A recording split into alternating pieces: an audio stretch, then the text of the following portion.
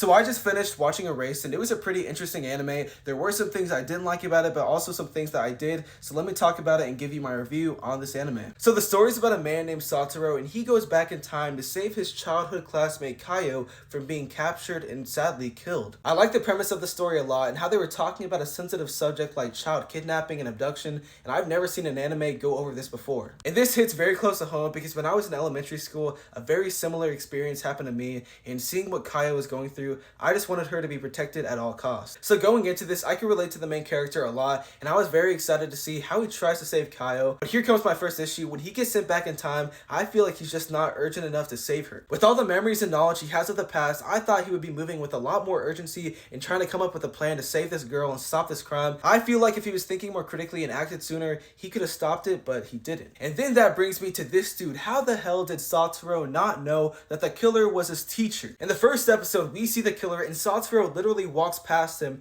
and we see that he's wearing a suit, he has a hat and glasses. So why didn't he notice him when he goes back to the past? The first person he sees when he goes back to the past is Yashiro, and how did he not put two and two together? And yeah, I get it, maybe Satoru can't realize he's the killer, but at least the anime can do a better job at hinting at it, and the anime is not subtle with this at all. The first man we see is this guy with the suit. Of course he's gonna be our first suspect, and throughout the whole show we're like, is he the killer? And then when it's revealed he's the killer, it has no payoff or satisfaction because it was so obvious he was. And that's why I was getting mad at Satoru, because it was pretty obvious he was the killer, but he was not putting two and two together. But towards the end of the series, he was getting better at making plans and moving with urgency, and it all pays off because he does save Kaio in the end. And not just Kaio either, he saved all of his other friends, and this was my favorite part of the show, just seeing all of them bond and him succeeding. But then Satoru is put into a coma by Gaku Yashiro, and I don't know how I feel about this. Like, I feel like he should have died in the car, but it's cool that he survived. I don't know how to feel. But seeing all of his friends survive and grow up was really nice because everything that Satoru did pay off. Satoru has helped and impacted their lives a lot, and seeing them come back to do the same for him was really nice.